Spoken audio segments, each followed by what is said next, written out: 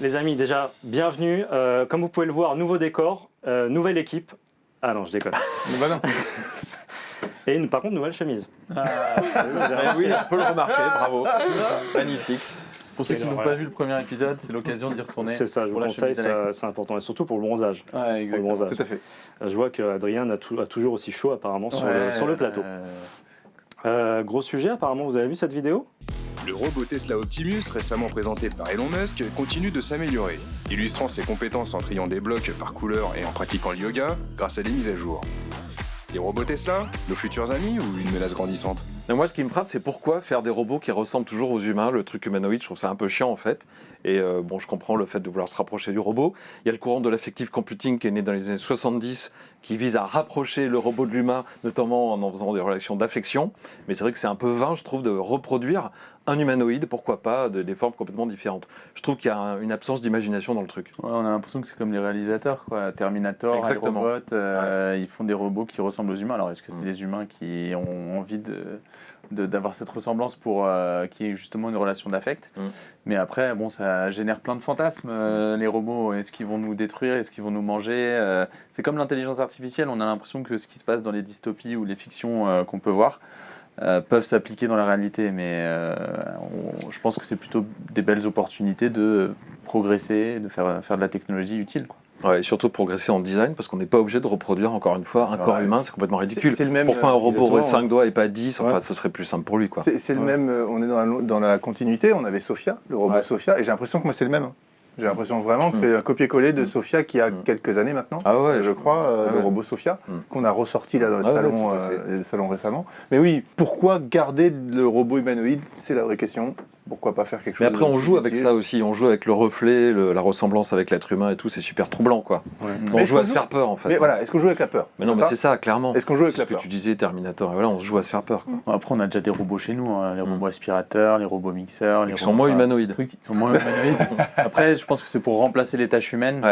Donc, le plus simple, c'est de représenter un humain, 2 bras, 2 jambes. Même le robot dont on parlait tout à l'heure, les robots de Boston Dynamics qui sont assez ressemblants, qui font des parcours. Ils font du parcours et ils montrent vraiment la mobilité que peut avoir la technologie robotique. Ouais. Exactement. Et ce qui fait peur aussi, c'est peut-être ce côté un peu... j'ai l'impression que tout ce qui se fait en robotique, c'est un peu... tout est ciblé aux États-Unis, quoi. Enfin, je me trompe peut-être, mais... Boston Dynamics qui est un peu les précurseurs de la robotique sur notamment les robots qui font du parcours, la stabilité, en tout cas la marche, la course, le parcours. Après, effectivement, ça vient beaucoup des US. On a Elon Musk qui l'a fait, on a d'autres sociétés. Bon, après, c'est des grosses entreprises. Google s'y met. Il y a beaucoup de Amazon, je crois, aussi sur des sujets. Donc, les GAFAM, aujourd'hui... C'est plutôt des sociétés américaines. Sur la robotique humanoïde, parce qu'en France, on a une licorne qui marche très bien, qui s'appelle Exotech, qui est la robotique dans la logistique, dans la supply chain, et qui est vraiment leader mondial dans son marché, alors que c'est une boîte française, financée d'ailleurs par des investisseurs français, c'est assez rare pour le souligner, et qui vraiment a des technologies très en avance, qui veulent être copiées par des sociétés chinoises, israéliennes, américaines, etc., pour être dans ce marché-là. Et là, qui ne ressemble pas du tout à des humains, hein. C'est vraiment du transport, de colis, de logistique, justement pour les grosses marketplaces. Donc, on a aussi des boîtes en Europe et en France qui émergent. C'est quoi l'utilisation en soi d'un robot comme ça? Pourquoi on travaille sur un robot comme ça? En fait, je me demande quelles sont les utilisations possibles et est-ce qu'elles sont positives pour l'homme ou négatives, tu vois? Je pense que c'est beaucoup de l'assistant. On cherche des assistants pour faire des tâches ménagères. On parlait de la logistique. Moi, j'ai vu aussi tout le travail qui est fait sur les exosquelettes, notamment en logistique, pour porter des charges lourdes, etc. Je trouve ça aussi intéressant de partir sur ces voies-là. Pourquoi pas, effectivement, aider l'homme à faciliter son travail, faciliter le travail de l'homme sur des, encore une fois, charges lourdes. Après, je pense qu'on va revenir encore dans la science-fiction, mais c'est ce qu'on avait dans iRobot. iRobot, dans le monde d'iRobot, en tout cas dans l'histoire d'iRobot, tous les humains avaient un robot assistant qui faisait la cuisine, qui faisait le ménage, qui faisait les tâches, qui faisait les courses, etc. On a quand même ces fantasmes-là, parce que rappelez-vous qu'on est nourri depuis des années et des années, des décennies de science-fiction sur les robots. Ou de Disney même. Ou de Disney. Avec Wall-E. Wall-E, c'est pas... le robot qui va nettoyer à la place de l'homme, etc. Exactement. Et donc c'est des applicatifs, je suis pas sûr qu'il y en ait beaucoup d'utilité pour l'instant, à part justement porter des charges lourdes, éviter des blessures, ce genre de choses, aller plus vite, travailler 24 heures sur 24 aussi, faire des tâches pendant 24 heures sur 24. Donc il y a un côté, ils ne font pas les 3 vite, quoi, les robots. Donc il y a peut-être un côté de productivité. Et ils peuvent faire du yoga aussi, c'est pas mal. Alors là, quel est l'intérêt ? Je ne comprends pas. Un robot qui fait du yoga... ça n'a pas de sens pour moi, mais... C'est une preuve de concept, c'est une preuve de puissance, c'est une preuve de... Il sait faire. C'est comme un ordinateur qui calcule super vite. En soi, c'est juste un cheval de course, en fait. Mais c'est qu'après, ça démontre qu'ils sont en avance sur quelque chose parce qu'ils ont réussi à faire des jointures ultra flex sur un robot qui est, sur d'autres cas, hyper rigide.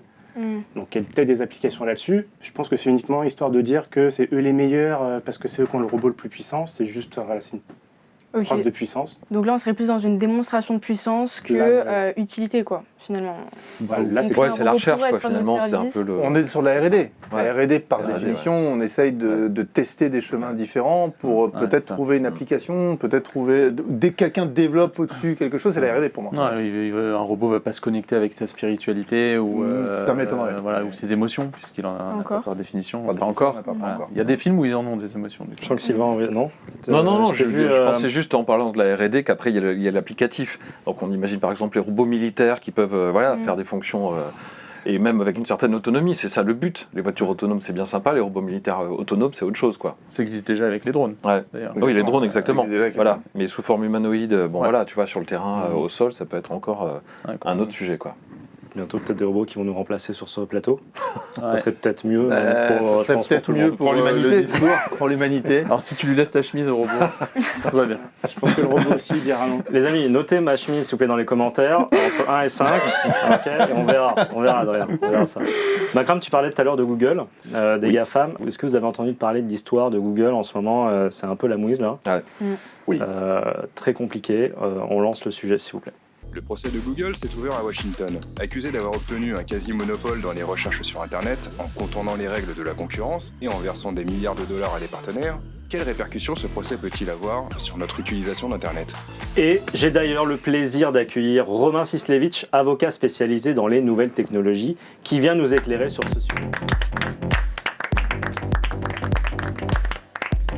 Bonjour maître. Bonjour, là je me branche, c'est ça ? Allez-y, branchez-vous. Voilà, alors maître Sislevitch, c'est un robot. Il ressemble à Sophia d'ailleurs, il ressemble au robot Sophia. Vous êtes un spécialiste des nouvelles technologies, est-ce que vous pouvez nous en dire un petit peu plus sur ce sujet ?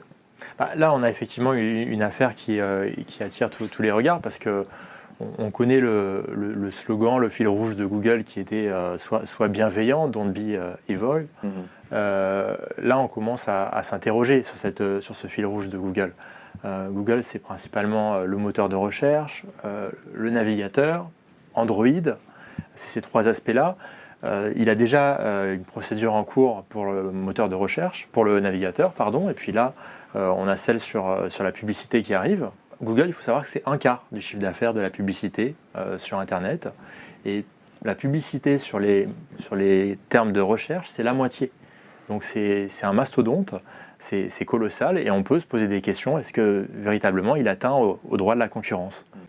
Et plus particulièrement dans ce contexte, c'est la loi antitrust américaine. Parce que la loi antitrust américaine, elle va venir examiner est-ce qu'il atteint au droit du consommateur ? Est-ce qu'il spoil le consommateur de certaines des possibilités qu'il pourrait avoir s'il y avait d'autres acteurs sur le marché ? Et on se rend compte que finalement, Google, tout est gratuit. La plupart des services sont accessibles gratuitement. Donc est-ce que vraiment le consommateur est privé de quelque chose ? C'est la première question qu'on va se poser. Peut-être que ça va revisiter la manière dont on doit aborder cette loi antitrust. Est-ce qu'il y a vraiment une atteinte au droit du consommateur ? On a aussi des précédents. Microsoft. Voilà. C'est pas une nouveauté. Microsoft, Bill Gates avait le même type de procès avec Windows. 1998. Voilà. Ils accusaient Windows d'être le seul OS sur les PC, parce qu'ils avaient des partenariats avec tous les constructeurs. C'était Netscape à l'époque. Exactement. Avec MSN. Avec MSN, etc. Et c'est le même type de procès, c'est pas nouveau. Et ce qui nous interroge, c'est de voir est-ce que la justice américaine va poursuivre le trajet qu'elle a mené avec notamment Microsoft et Activision Blizzard, où elle n'a pas reconnu de problème quant à la loi antitrust. Est-ce qu'elle va poursuivre le chemin qu'elle a mené aussi avec Apple et iOS, où il n'y a pas eu de problème non plus dénoté. Ils ont réussi à aménager les choses par rapport au store au magasin en ligne d'applications. L'issue de ce procès, c'est quelle échéance? C'est un procès qui est donné pour 10 semaines. La première partie de la procédure va être de déterminer si les lois antitrust, il y a une atteinte ou pas. Et la deuxième partie, ça va être de décider comment mettre fin à cette atteinte. Et là, il y a deux possibilités. C'est soit on empêche Google de le faire par des contraintes diverses, notamment sur l'installation par défaut, parce que le défaut, c'est vraiment le maître mot de tout ça. Google est par défaut sur tous les téléphones. Et l'autre possibilité, c'est de forcer Google à vendre une part de ses activités. Ouais, voilà, c'est deux issues possibles. C'est intéressant parce qu'on voit qu'il y a quand même beaucoup de big tech maintenant qui sont menacés, Apple, Amazon aussi en droit de la concurrence, en abus de position dominante sur sa marketplace avec ses revendeurs, les tiers revendeurs, etc. Mais ça fait quand même longtemps qu'on a cette omniprésence de Google vis-à-vis des GAFAM vis-à-vis des autres. Et je me demande pourquoi est-ce que c'est juste maintenant que le procès vient? Le procès vient parce qu'on se rend compte que les autres acteurs n'arrivent pas à se développer. Voilà, donc le problème qui se pose aujourd'hui, c'est pour la concurrence. La concurrence qui se rend compte qu'elle n'arrive pas à se faire une place. C'est Google qui régit tous les points d'entrée pour la publicité en ligne, parce que là, la procédure qui s'ouvre, c'est sur la publicité. C'est Google qui régit tous les outils, tous les points d'entrée. Ils ont clairement pas accès au marché, et c'est la problématique qui se pose. Et Google, aujourd'hui, avec le groupe Alphabet, c'est une offre tout intégrée. Ouais. Et pourtant, depuis 2003, il y a un mémo qui a circulé en 2003 chez Google en interne. Ils ont décidé d'adopter certains éléments de langage pour éloigner toute notion de bundle, de package, d'offres groupées. On ne verra jamais chez Google, par exemple, une offre tout compris Google, parce qu'ils veulent absolument s'éloigner de ça, parce que ça serait un registre de vocabulaire qui les exposerait à des poursuites sur l'antitrust. Super intéressant, c'est l'histoire d'éléments de langage, je trouve. Ouais. De décrire un peu autrement que la réalité, quoi, finalement. Voilà, et donc il y a eu vraiment des notes internes, des emails qui ont même été effacés, on a pu le voir, il y a eu des témoignages, voilà, pour que Google apparaisse de cette manière-là, et qui est d'un côté la publicité Google, de l'autre côté le moteur de recherche, de l'autre côté la suite Office, mais que rien n'apparaisse groupé. Ouais, à chaque fois, c'est des fonctionnements en filiale, quoi. Donc ils ont tous des petits noms différents, comme ça ils peuvent fragmenter leur Google Workplace, par exemple, avec toute la suite bureautique de Google, avec les mails, c'est des offres groupées, comme le fait Microsoft, comme le fait Apple, comme le fait toutes les grosses entreprises dans le domaine. Ouais, et puis ils ont des filiales super pointues sur l'IA aussi, l'IA générative, etc. C'est les premiers à sortir des vidéos sur la robotique, par IA générative, la robotique, etc. Donc tout ça avance un peu masqué, quoi. Enfin, en tout cas, pas de façon très visible. C'est marrant que tu parles d'intelligence artificielle parce qu'on va parler d'un certain Elon, je ne sais pas si vous voyez, Elon Musk. Elon Musk. The good accent may dire. Avec Neuralink.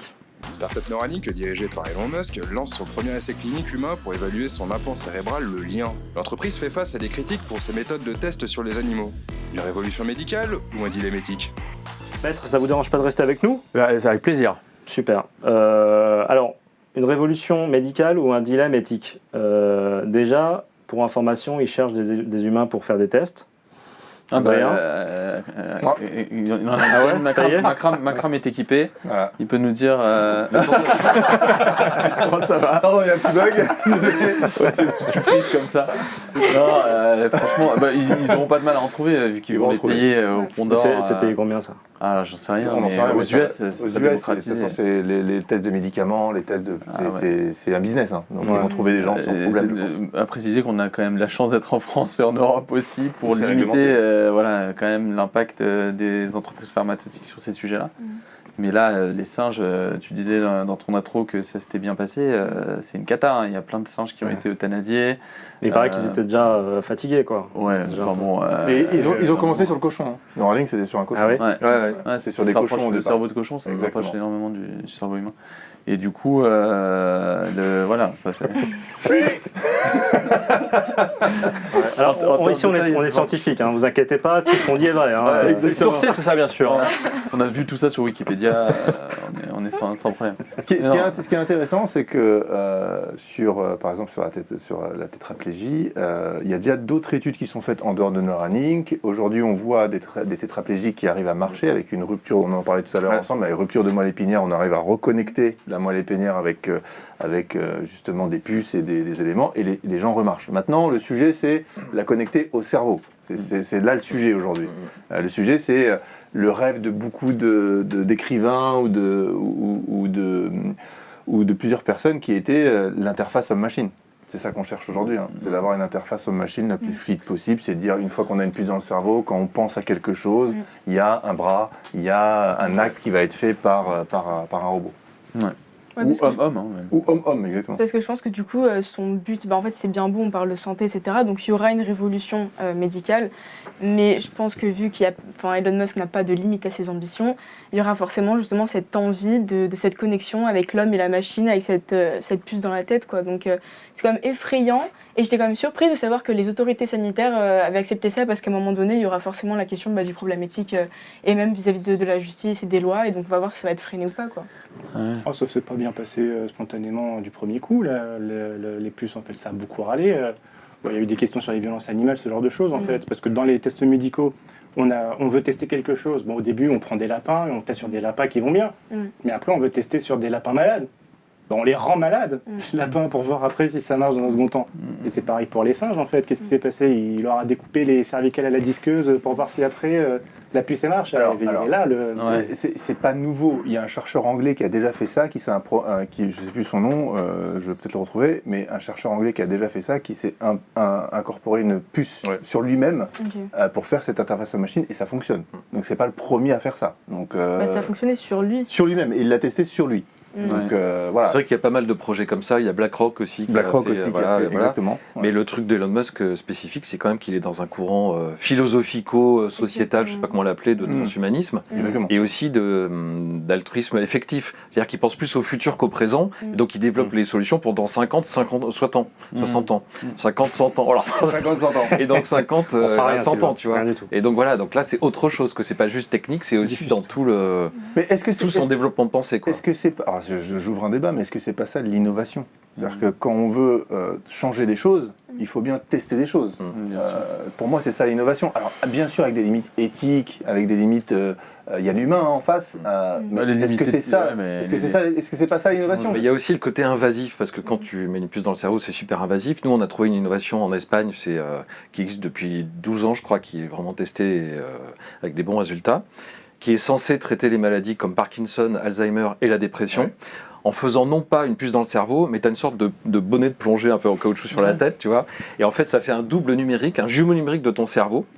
Et après, tu fais avec des petites impulsions électriques, tu traites ces maladies. Donc évidemment, c'est limité à ces maladies-là. Mais c'est une approche non invasive, donc c'est aussi intéressant. Donc en termes d'innovation, on a plusieurs voies possibles, quoi. Pour venir à ce que tu disais, je pense qu'il y a deux parties, en fait. Il y a deux visions. Dans le sens où, oui, il est dans l'innovation, donc il vit énormément dans le futur. Pas de souci, il va prévenir les futurs problèmes qu'on pourrait avoir.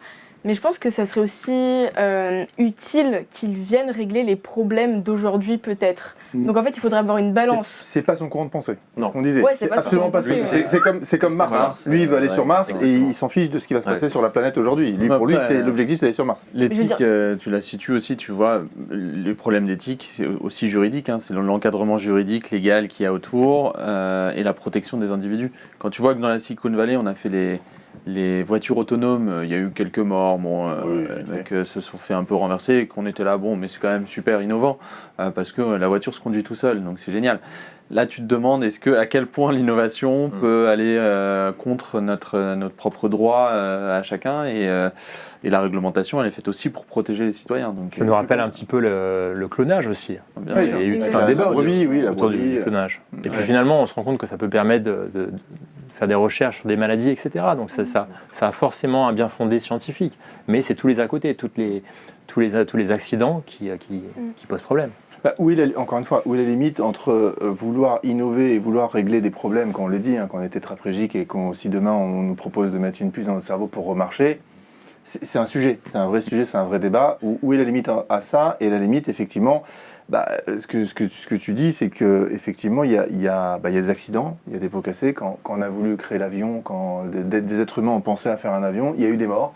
Et aujourd'hui, il y a des avions. Vous voyez ce que je veux dire? Je ne dis pas que c'est nécessaire. C'est un peu comme cette émission, il va y avoir des morts. Il va y avoir des morts. Au moins ta chemise. Qu'est-ce qui se passe sur les chemises là? Il y a une privée. C'est pas les amis. Comme mon humour aussi, il va partir. Non mais effectivement. Tu l'as fait la dernière fois, ça non, le truc Non, j'avais vraiment envie de le faire. Ok, très bien. C'est cadeau. Il était timide, il faisait pas le faire. C'est offert par la maison. Tu sais le faire en escalator? Ouais, on va juste après le jingle, je vous l'envoie. Bon, on va égayer un peu tout ça avec le quiz de Flo. Yes. Tu ne connais pas Elon Musk? Découvre-le dans le quiz de Flo. À chaque épisode, ça devient l'ambiance. Ça monte d'un cran. Ça va, Florian? Eh ben écoute, ça va très bien. Ouais. Ça va très bien. J'ai cru comprendre que ça parlait un petit peu d'Elon Musk.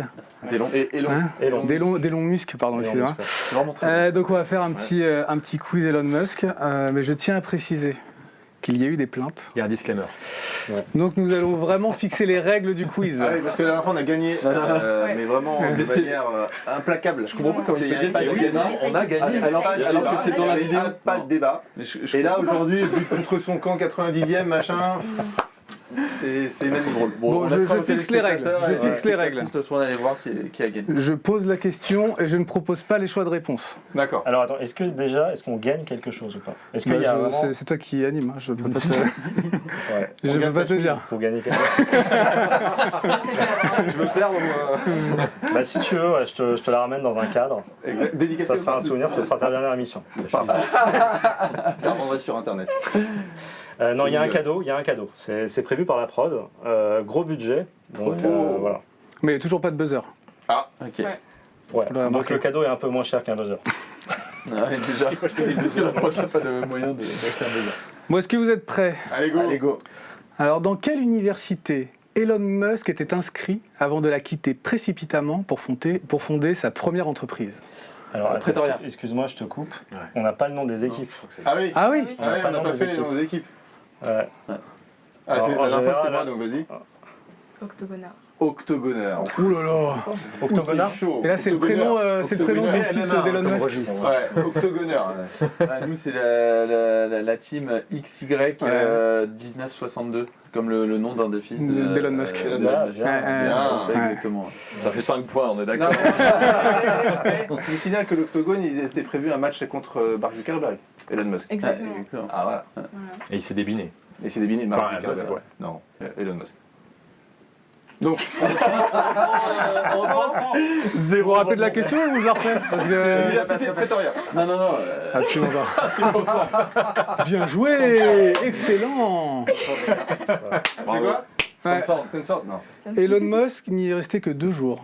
Il s'est tout de suite rendu compte qu'Internet allait avoir un boom monstrueux. Mais il a préféré... Je fais appel parce que je crois qu'il n'avait pas payé ses frais d'inscription et donc ça ne compte pas. Je sais pas quoi te dire. Ouais. Alors, quelle était la première entreprise d'Elon Musk? Le nom? PayPal. Non. C'est un truc de logiciel. X. Non, C'était non, X. pas du tout. Si, Non. c'était X. Solar Pulse? Non. Vas-y, fais les choix. Alors, non, c'est le truc de compression là. alors X.com, X.com, c'est ce que j'ai dit. SpaceX, Non. ou Zip2 Corporation. Zip2. Non, mais on l'a dit en même temps, et puis à chaque fois tu fais des choix. Mais non, Zip, Mais pourquoi? Deux trucs évidents. Pourquoi? Quel est le problème? Oui, on se croirait sur TF1, tu sais, quand tu fais la question à l'habitant. Non, c'est Burger Quiz. Burger Quiz. Ouais, c'est Burger Quiz. Beaucoup de mauvaise foi. Ah, mais là, on était deux à le dire en même temps. Non, c'est moi qui l'ai dit. Je suis Oui, désolé. mais nous, on l'a dit en même temps. Ouais, et moi, et on était 3. Non, personne. Magneto. Donc 0, 0, la tête à Triplé. Allez. Moi, je sais pas quoi vous dire. De toute façon, ça se jouera au Super Blind Test. De toute façon. D'habitude. Alors, Tu vas le travailler ce test un peu? mais, alors en fait, si tu veux, pour te dire, c'est ChatGPT qui me l'a fait. Voilà. Allez, vas-y. Mais dis-lui de mettre des réponses un peu plus compliquées. Non, mais en fait, l'objectif, c'est que si c'est simple, c'est pour que tout le monde puisse participer. Comme vous, à la maison. C'est vrai qu'avec les téléspectateurs, on peut interagir en Voilà, direct. exactement. Donc Alors, quel autre langue, en plus de l'anglais, Elon Musk parle-t-il couramment?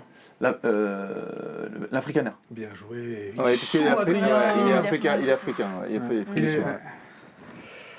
Alors celle-là... Ça fait combien de points? 2 points. 1, c'est les égalités depuis tout à l'heure. Non, il y a eu 2 questions. Non, pas du tout. Ça se jouera sur la 2-1. dernière. De toute façon, on vous laisse C'est complètement fou. Quelle est l'année de lancement de SpaceX? 2016. Oh non, absolument pas. 2018. Pardon? 2018. Ça fait 5 ans que SpaceX existe? Ouais, ça, Exactement. je pense que ça fait plus de 10 ans, voire 15 ans que ça existe. Oui, on est sûr. 2008. 2010. Ah, c'est bon, allez. 2001. 2011. Alors je vais vous dire. Elle est nulle cette 2000, question. 2002, 2004 ou 2006? 2006. 2004. 2006. 2002. Oui. Bah, allez. On a tout fait. Évidemment. Non, moi je le savais depuis le début. Je suis complètement... Je suis sûr. Il faudra mettre un bandeau là, Adrien, spécialiste de Elon Musk. Macram, celle-là elle est pour toi. Vas-y. Quel personnage de bande dessinée Elon Musk a-t-il déclaré admirer le plus? Marvel, c'est Iron Man. Bien joué. Tony Stark. En même temps, t'as dit Macram, elle est pour toi. Non, mais Ah oui, parce que donc c'est... on n'a pas répondu, on le savait. Voilà, c'est Tony Stark. On échange sur le sujet Ouais, régulièrement. c'est pour, Qui a d'ailleurs, Elon Musk a inspiré le Tony Stark qui est joué par Robert. Et Elon Musk a joué dans Iron Man 2. Ouais, exactement, tout à fait. Il parle d'un avion à l'hydrogène. En quelle année? Je sais pas, 2010. Donc ça fait 2-2. Voilà. Ça fait Non, 2-2. ça fait 3. 3-2 que dalle. 3-2. 3-2, pardon. Non, parce qu'on la compte pas. Maître, 3-1 alors. Attends, Ah, non, Il y a bah non, l'huissier de faut la justice. compter. on a notre huissier de justice qui est avec. Lucie à mes heures perdues. Voilà, donc voilà, monsieur. Maître Zuckerberg. Bon là, je vais encore me faire insulter parce que c'est trop facile. Oui. Parmi ces sociétés, laquelle n'a pas été créée par Elon Musk? Neuralink, OpenAI, The Boring Non, non. Company, Ah non, je sais Hyperloop, Tesla. Attends, C'est quoi la cette première? Troisième, C'est quoi la la première? troisième. The Borlink. Neuralink, OpenAI, The Boring Company, The Boring Company. Les 5 ont été créés par lui. Tesla, Hyperloop. Les 5. Non, The Boring Non, Company. c'est Boring Company. Ah si. Non, non. Oh, ils ont tous perdu. Mais non, Tesla, Elon Musk n'a pas créé Tesla. Ah oui, c'est vrai, Non, j'ai dit c'est vrai. Tesla. Non, C'est trop tard, vrai. trop tard. Si, j'ai dit Tesla, c'est pas lui qui a acheté Tesla, il a racheté C'est vrai Tesla. qu'il a pas Il a créé racheté Tesla, Tesla, mais il a racheté. Non, mais il a racheté. répondu quand même. J'ai répondu Ouais, Tesla. Macram. Voilà. Pas mal, pas mal. Non, Il a attends, racheté c'est Tesla. match nul là? Non, Ah, c'est ouais. vrai. Non, Ah, vous avez gagné, bravo. Bravo, merci, on a gagné. Mais non, vous étiez à 2-2. Non, non, ils ont gagné. Ouais, mais là, j'ai pas. T'as pas Il faut une dernière question, mon gars, il faut une question dernière bonus. question. Non, mais on a gagné.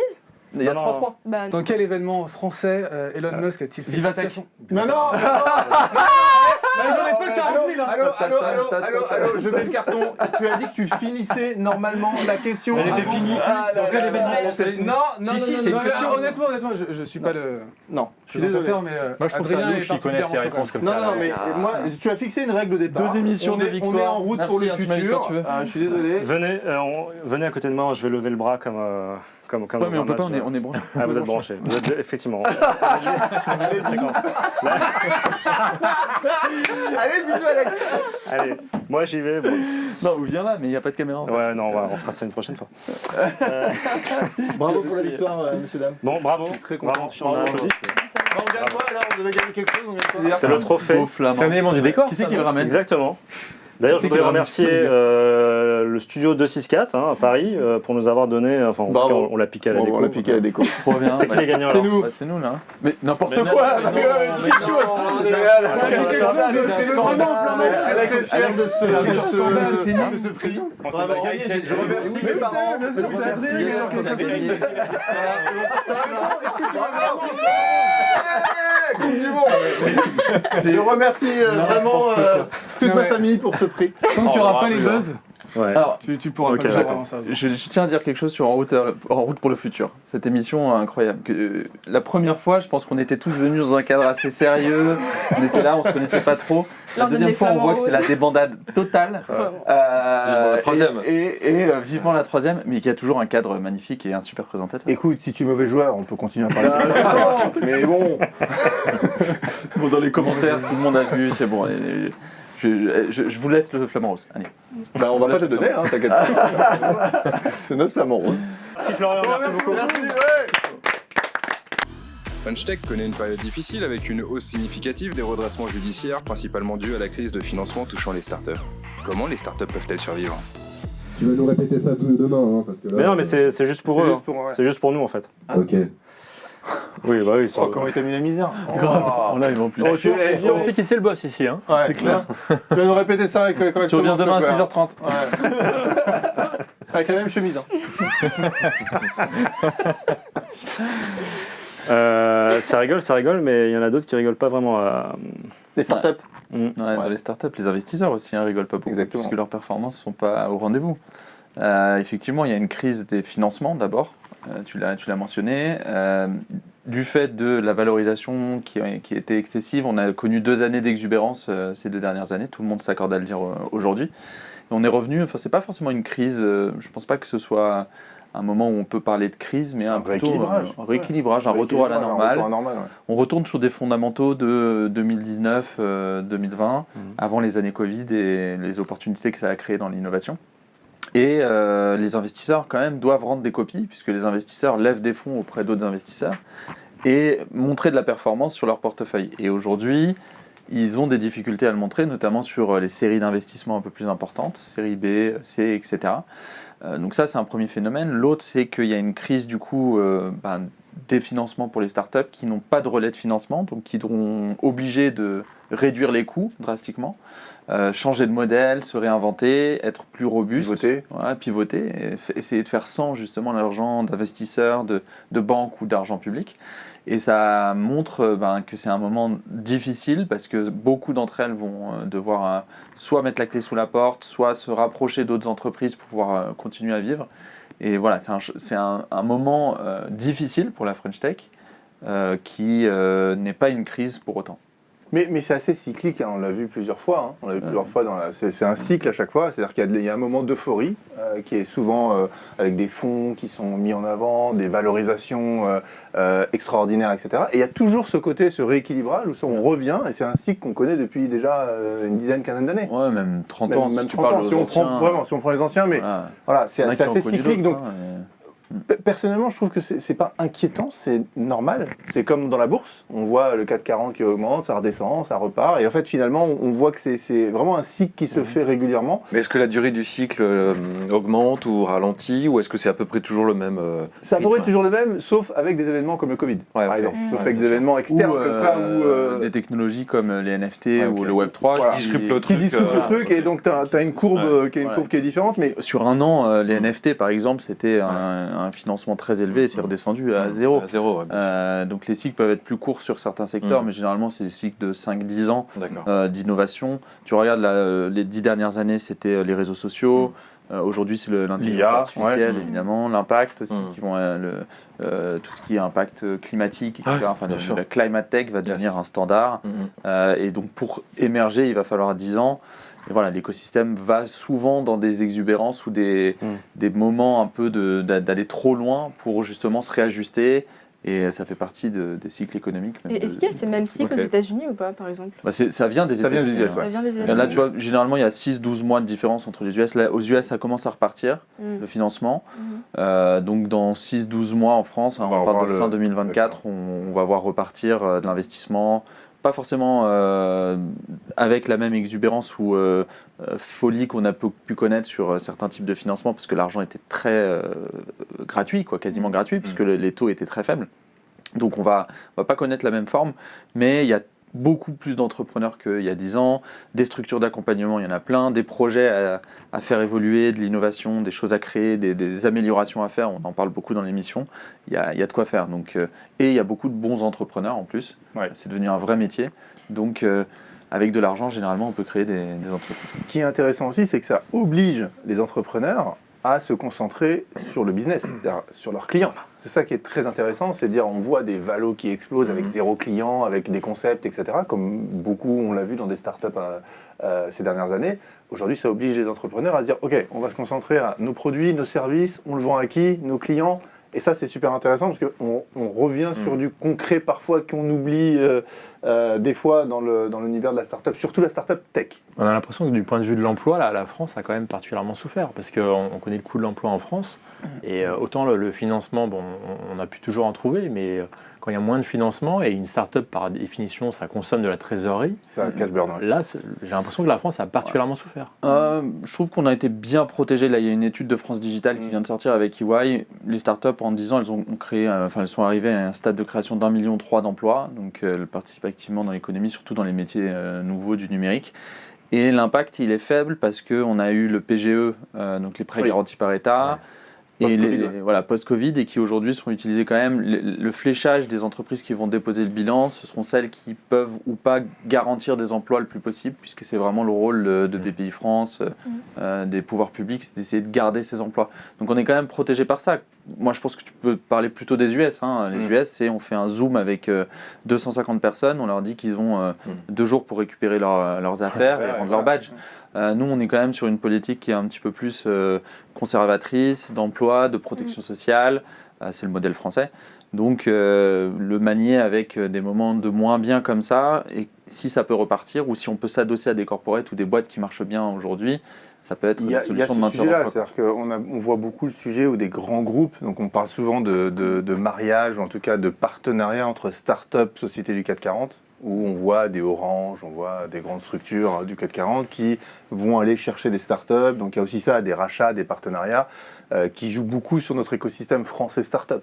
Et après, on a la chance aussi, je pense, d'être accompagné et d'avoir des structures comme la BPI, tu le disais, pour le financement, comme la French Tech, comme France Digital, qui sont quand même des structures qui accompagnent les startups. On a peu ça aux États-Unis, on a peu ça de l'autre côté. La BPI, c'est clairement une réussite française. Ça, Exactement. D'ailleurs, en parlant de BPI, ils organisent un événement là bientôt. Big. C'est pas le premier, c'est le deuxième, le troisième. Même, je crois que 4 ou 5e à l'Accor Hotel à National Arena. Le studio En route pour le futur sera là-bas. On aura un plateau en plein milieu de la scène. Génial. Non, je déconne. On sera ici. Avec mon flacon rose. Ils ont un média, ils ont Big. On a la chemise jaune. Essentiel. Bon, en tout cas, les amis, merci beaucoup. Merci pour tout. À tout le monde.